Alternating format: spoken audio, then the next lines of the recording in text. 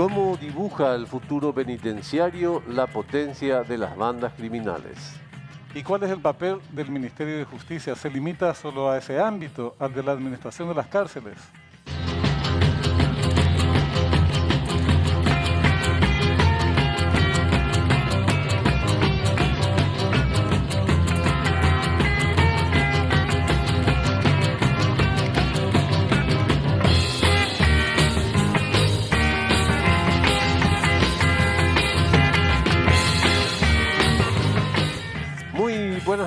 Buenas noches Benjamín. Sistema penitenciario, reforma, son temas complicadísimos que son al mismo tiempo indispensables. Algunos que son de percepción masiva, otros que no, pero que tienen una relevancia muy grande. ¿De qué vamos a hablar? De eso se ocupa el reconocimiento de campo. Corrupción e impunidad. Dos realidades lacerantes que castigan a nuestro país. Merced a un poder judicial complaciente y sometido al poder político, cuya reforma, tantas veces anunciada, nunca se llevó a la práctica. Como resultado de esto, los mayores escándalos terminan en la nada, y sus responsables sin ningún castigo. ¿Por qué el Ejecutivo se desentendió del tema? ¿Cuál es el rol del Ministerio de Justicia? Supongo que a mucha gente le pasará con respecto al Ministerio de Justicia lo mismo que pasa con el Ministerio del Interior. Sobre esto último, en la ciudadanía está muy instalada la idea de que es un ministerio que se dedica a la represión. Es la policía. Es la policía. Y en el Ministerio de Justicia es casi la carcelera. Su tarea está limitada a la cuestión de las cárceles y la verdad es que no es así. Dista mucho de eso, aunque este también es un capítulo muy importante y lo charlaremos. Y hoy nos visita la ministra de Justicia para hablar del tema. Conozcamos mejor a la ministra de Justicia en esta ficha.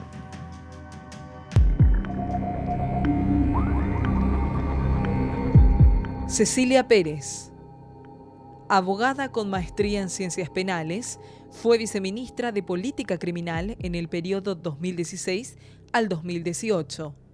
Actual ministra de Justicia desde noviembre del 2019. ¿Qué tal, ministra? Buenas noches, gracias por aceptar la invitación. Buenas noches, Benjamín. Buenas noches, don Augusto, y a toda la teleaudiencia. Muchas gracias. Estos son los puntos que vamos a conversar con usted, ministra. A ver.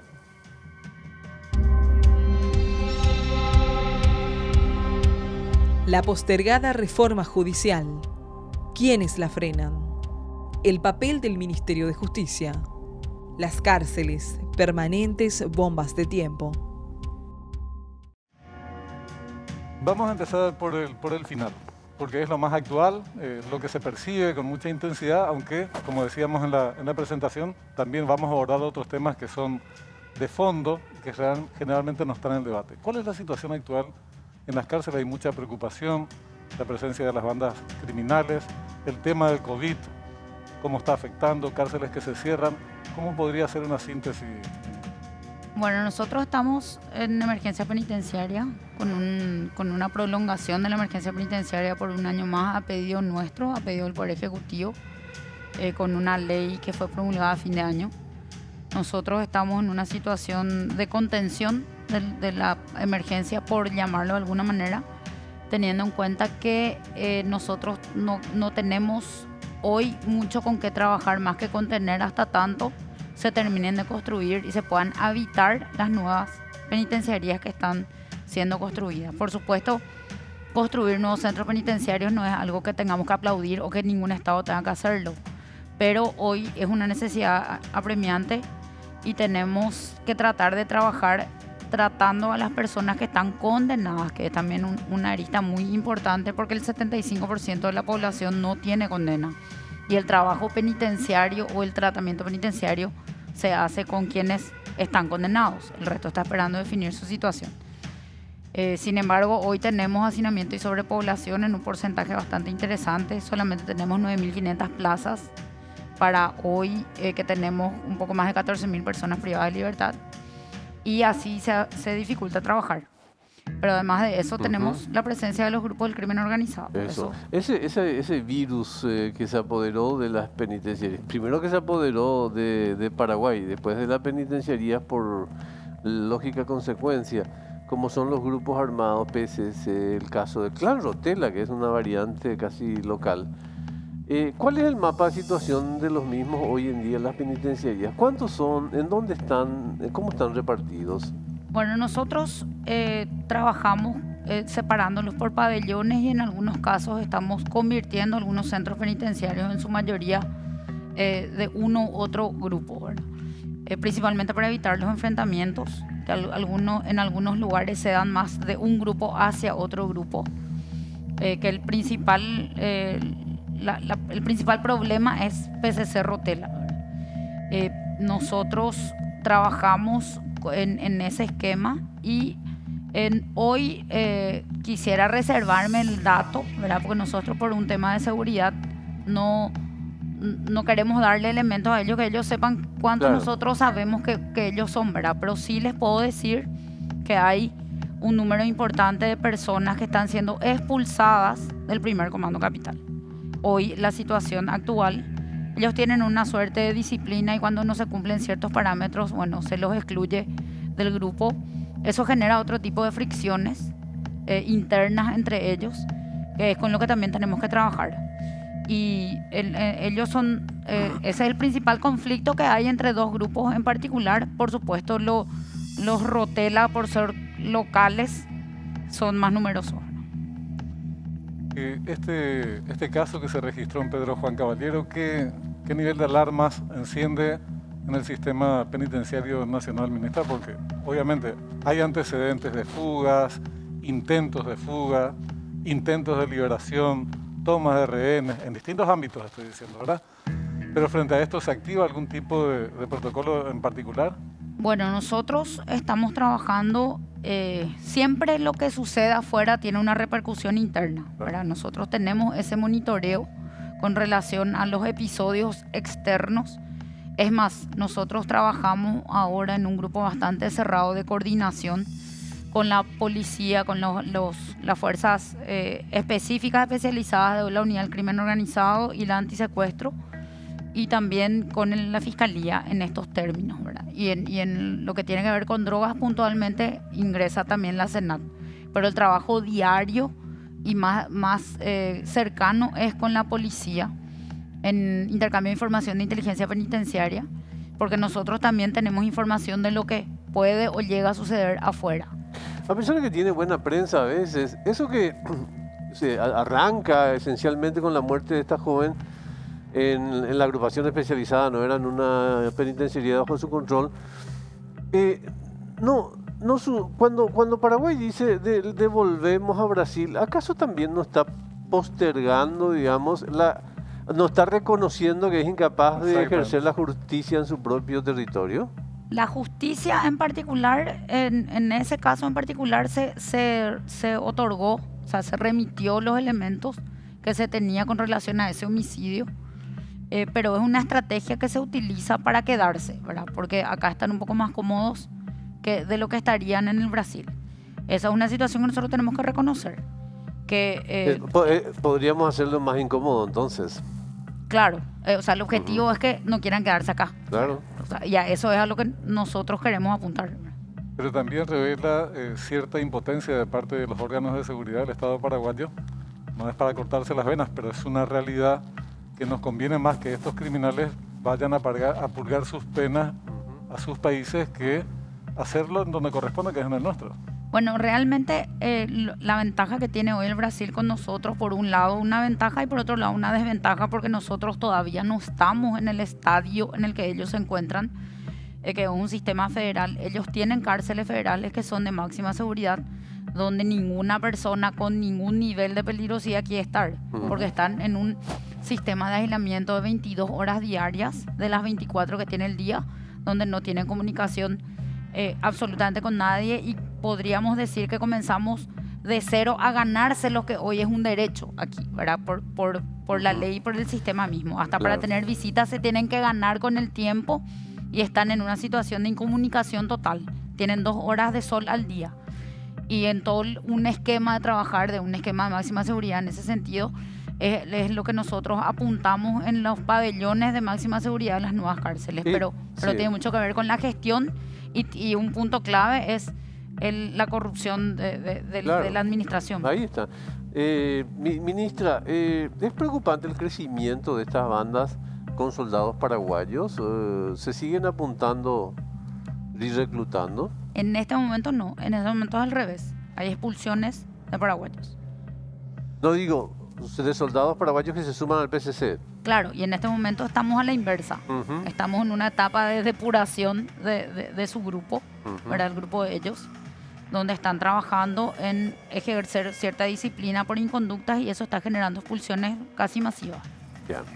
¿Cuál es mencionabas hace un rato el tema de la cantidad de presos que esperan condena, que es altísimo el porcentaje? ¿Cuál es la relación con el Ministerio Público? Y después, para que se interprete también, entrar más en la relación con el Poder Judicial, que es una de las funciones del Ministerio de Justicia, sobre todo en un país en donde los hechos de corrupción, la criminalidad es tan elevada y la impunidad también. Sin embargo, se posterga de manera sistemática la ansiada reforma judicial. Vamos a llegar a eso, pero empecemos por el tema del Ministerio Público y este problema que se expresa en la cantidad de presos que por ahí no necesariamente todos tendrían que pleitear, entre comillas, en prisión.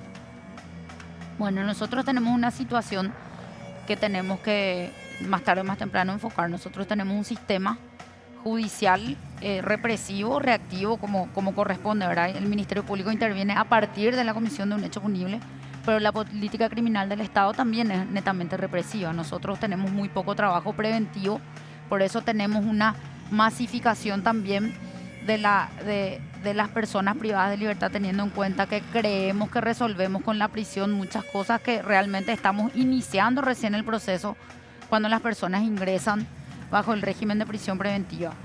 Ese trabajo realmente es un trabajo que lo iniciamos el año pasado, un poquito antes de la pandemia, con mayor énfasis con el Poder Judicial, directamente con la Corte Suprema de Justicia, con la Sala Penal, que es la que tiene más el contacto con el sistema penitenciario.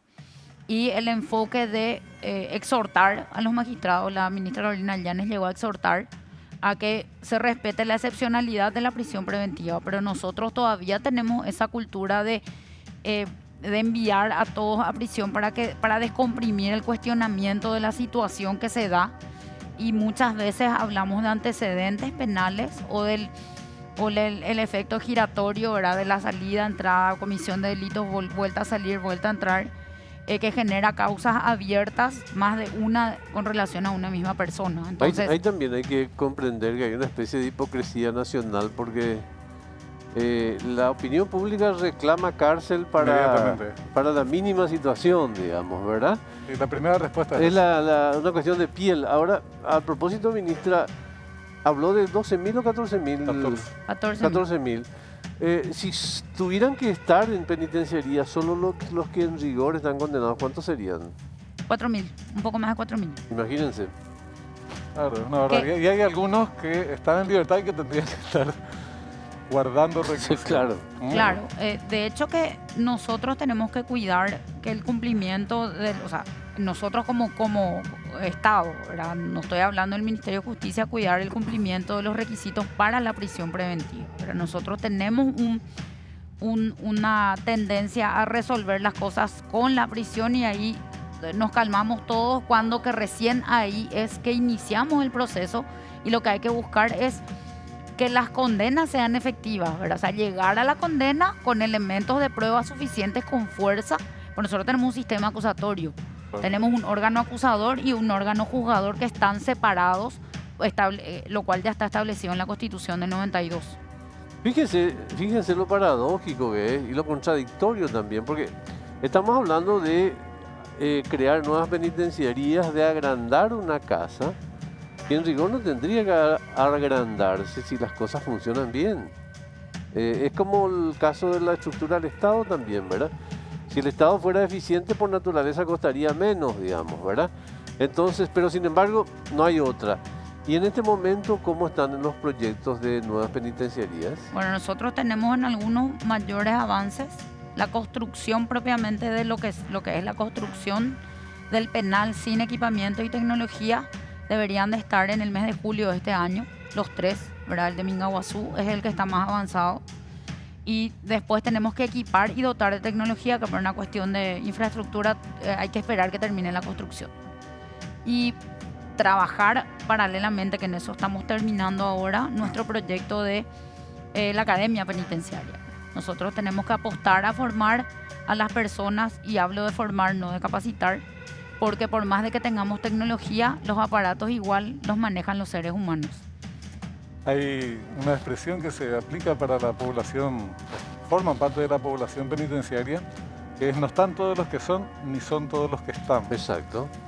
Algunos que están afuera tendrían que estar adentro, y muchos de los que están adentro, por eso decías 4.000 nomás, tendrían que estar ejerciendo su derecho a la defensa en libertad hasta que el juez diga que cómo se expide sobre su culpabilidad o sobre su inocencia. Esto nos remite un poco al tema de cómo se hace frente desde el Ejecutivo, también en cuanto a su responsabilidad, y al Ministerio en particular, el combate a la corrupción, a la impunidad, el problema judicial del Ministerio Público. Y a comienzos de este gobierno, en el año 2018, el entonces ministro del Interior empezó hablando de reforma del Estado, después reforma constitucional, reforma judicial.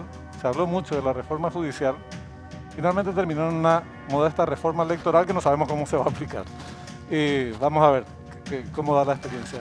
La pregunta, ministra, es, bueno, ¿por qué el Ejecutivo abandonó aquellas ideas, varias de estas, y en particular la reforma judicial? Bueno, hoy el Ministerio de Justicia, como parte del Ejecutivo, en el elemento clave que tiene con el vínculo con el Poder Judicial, por un lado, es el trabajo del sistema penitenciario. Por otro lado, nosotros, si bien tenemos un viceministerio de justicia, las áreas que trabaja el viceministerio de justicia tienen más que ver con derechos humanos y con acceso a la justicia. Y tenemos la coordinación de la ley de acceso a la información pública, que es ahí donde sí tenemos un rol determinante en lo que es lo que sería un esquema anticorrupción, ¿verdad? Porque sabemos que la información pública es clave para rendir cuentas y estar en un esquema de escrutinio público constante, ¿verdad? Eso en el contexto del Ejecutivo se trabaja directamente con la Secretaría Nacional Anticorrupción, que es el vínculo más directo que tenemos con relación a las estrategias anticorrupción. El esquema de la reforma judicial estaba siendo enfocado, si bien el Ministerio de Justicia participó de algunas mesas, se estaba trabajando más bien con la estructura del Poder Judicial y de las funciones entre ellos del órgano principal, que es la Corte, ¿verdad? Las funciones administrativas que como que le restan tiempo a la Corte para tratar las funciones jurisdiccionales. Se estaba enfocando bastante desde ese ámbito. Y nosotros con la Fiscalía trabajamos el esquema de lo que es las investigaciones de estos grupos del crimen organizado o la intervención en las acciones de ellos, pero con el Poder Judicial es donde tratamos más la depuración de casos. Lo que nosotros creemos y afirmamos que en parte de la reforma penitenciaria tenemos que entrar a romper con ese pensamiento que el problema del sistema penitenciario es solamente del Poder Ejecutivo, solamente del Ministerio de Justicia. Una de las patas importantes es el Poder Judicial. Y en ese trabajo de reforma del Poder Judicial realmente mucho no tenemos para trabajar sin correr el riesgo de que nos digan que nos estamos inmiscuyendo de un poder del Estado a otro poder del Estado, porque eso pasa a menudo. Nosotros inclusive en el trabajo de depuración de causas constantemente estamos siendo acusados de que no tenemos una injerencia como Ejecutivo en los procesos. No, pero igualmente son ustedes los que cargan, digamos, sí, con el peso de la ineficiencia. Por eso a la vuelta a la pausa queremos ahondar este tema y preguntarle, ministra, un diagnóstico de qué es lo que está fallando en la justicia para que esto funcione así. O sea, que en vez de estar las penitenciarías pobladas por 4.000 personas, estén pobladas por 14.000. Hacemos una pausita y ya volvemos, ministra, ¿sí?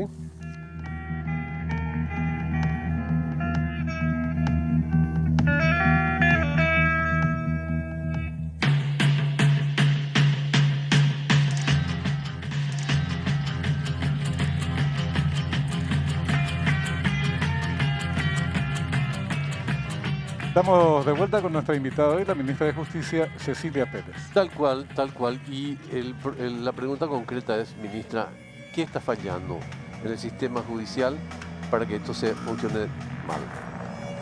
Bueno, yo creo que hay varios puntos que hay que tener en cuenta según la visión por la experiencia. Uno de ellos es trabajar de una manera más eficiente entre la persona que está privada de libertad y la que no está privada de libertad. Ahora, si hablamos de saturación de agendas de los despachos judiciales, tiene que haber una prioridad sobre las personas que están privadas de libertad para bajar este número de personas que están sin condena. También nosotros habíamos presentado en su momento con el ministro Evero Velar un proyecto de ley que finalmente terminó anexándose a otro y los dos juntos terminaron siendo archivados en cuanto a la eficiencia sería recortar los plazos en ciertos casos, ¿verdad? En los casos de flagrancia no necesitamos tener 6 meses de investigación para otra vez que pasen otros 6 meses para resolver si nos vamos o no a juicio oral.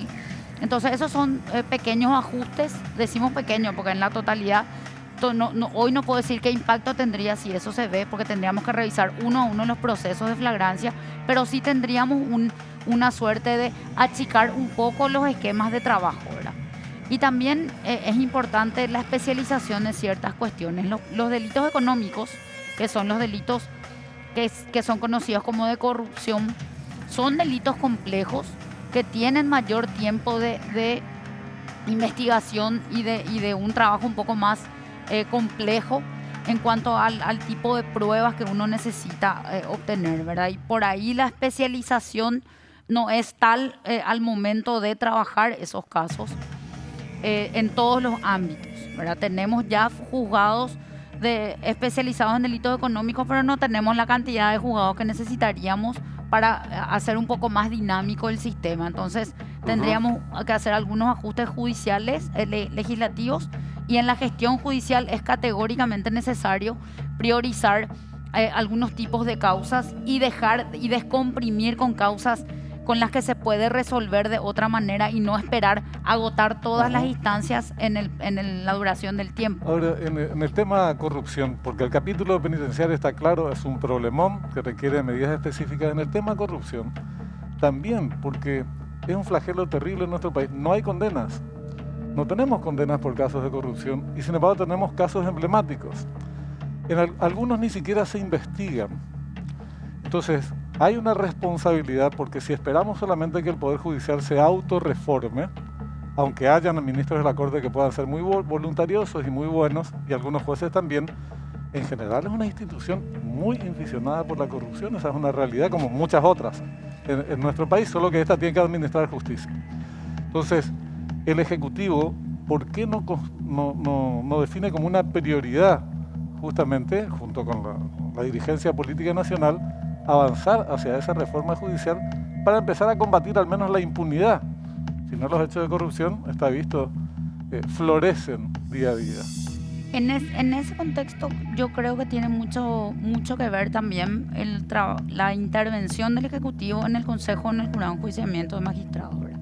Es una intervención bastante solitaria en ese esquema en cuanto a la selección, porque eso también tiene que ver, hay un componente importante en ese esquema que nosotros hemos diagnosticado ya con anterioridad al respecto a la representación de los estamentos en estos órganos, que creemos que favorecen de alguna manera que las cosas se den de esta manera. Sí tenemos que reformar el sistema judicial, no el poder judicial, sí, el sistema, incluyendo como el Ministerio conjunto de Público. órganos, y eso nos afecta también a tanto al Ejecutivo como al Legislativo, porque si hay que hacer ajustes legislativos, tenemos que echar mano a eso. Ese mismo sistema que hace que las posibilidades de las personas, por ejemplo, con recursos, sean inmensamente superiores de lograr la libertad, digamos, que una persona de escasos recursos, por cómo funciona todo el sistema. Y en ese sentido me gustaría insistir con una pregunta. Así como hizo un diagnóstico, ¿realmente el Poder Ejecutivo golpea las puertas del Poder Judicial y le dice, che, vamos a sentarnos a hablar de esto? ¿O no hay esa comunicación? Yo como ministra tengo esa comunicación, soy una cancerbera con los ministros de la Corte, que creo que ya se me puede acusar muchas veces de injerencia porque insisto regularmente Pero tanto ojalá. en los pequeños y tanto en los pequeños como en los casos grandes, ¿verdad? Por supuesto, por el tipo de vínculo estamos más cerca de hablar de esquemas penales que de otros esquemas. Pero sí es algo sistemático que yo como ministra insisto y creo que favorece también que nos conozcamos de antes, pero no deberíamos dejar en eso, ¿verdad? O si no, es una preocupación que quede depositada en la persona y no en la institución o en el rol, que creo que es un poco la preocupación de todo esto. Pero sí. Es un esquema de una conversación que baja a un documento sistemáticamente, por lo menos internamente, pero faltaría un buen elemento desde el Poder Legislativo para poder respuesta trabajar todo. fundamentalmente del Poder, y del Poder Judicial, ¿no? Los avances que se logran en esta materia son muy pequeñitos, no quiere decir que no sean importantes, son valiosos. La pregunta es, ¿quiénes o cuáles son los frenos que intervienen para que sigamos en la misma situación de hace años? Aunque admito que hay en algunos capítulos ciertos avances, pero los grupos, la criminalidad avanzan los hechos de corrupción, son flagelos que datan de mucho tiempo, pero cada vez son más escandalosos y cada vez tienen menos respuesta de parte del Estado, que aparece impotente. La representación del Estado obviamente son sus poderes y en este caso el Ejecutivo tiene una responsabilidad política. ¿Cuándo va a aparecer como eje del debate o identificar, bueno, estos señores son los que nos están anclando al pasado, o estos sectores, ¿no? Yo tengo que decir que desde mi percepción particular y de haber pasado por ambos, o sea, estuve en el Poder Judicial y estuve en el sector privado y ahora estoy en el Poder Ejecutivo, yo creo que un elemento importante en todo este esquema es la corrupción. Nosotros estamos en un tira y afloje constante, hablando con los ministros de la Corte, denunciando casos que inclusive exponen a la acción del Ejecutivo a una represalia. Nosotros hemos tenido casos graves como la fuga de Pedro Juan, que fue consecuencia de una intervención, de un acto que creemos de corrupción de un órgano de justicia, ¿verdad? Claro. Entonces, hay que trabajar sobre la corrupción de los órganos y hay que elaborar estrategias de prevención de la corrupción, ya sea plasmarlo en documentos legales, en normas o en cartas orgánicas, pero el Ministerio de Justicia tampoco puede hacer mucho porque estamos tan comprimidos en el trabajo que tenemos y en las funciones que tenemos, que deberíamos por lo menos absorber la Secretaría Nacional Anticorrupción para eso. Sí, entiendo. Ministra, ya le llamó por teléfono al ministro Vinci y le dijo, ministro, acá teníamos los termos también. No, pero aprovechando, ¿puede hacer 30 segundos de referencia sobre toda esa tarea que se realiza en las penitenciarías de artesanía y compañía? Bueno, ese es un realmente... ñandutí, que se usa en las pasarelas. Sí. Bueno, nosotros estamos haciendo un trabajo enorme en visibilizar eso y pudimos cerrar el año positivamente con el IPA, donde sí demostramos que se puede trabajar coordinadamente con otros organismos del Estado. Es un trabajo, es la otra cara del sistema, donde hay personas que con mucho esfuerzo también tratan de salir adelante. Totalmente. Y que tienen un impacto bastante importante. Es la cara más linda del sistema. Para nosotros, hoy es nuestro proyecto madre, ¿verdad? Un día vamos a dedicarle mucho tiempo a eso también. Ministra, muchísimas gracias por visitarnos, ¿sí? Muchísimas gracias a ustedes. Muy amable. Gracias, ¿eh? Nos despedimos. Nos vamos. Nos vemos mañana.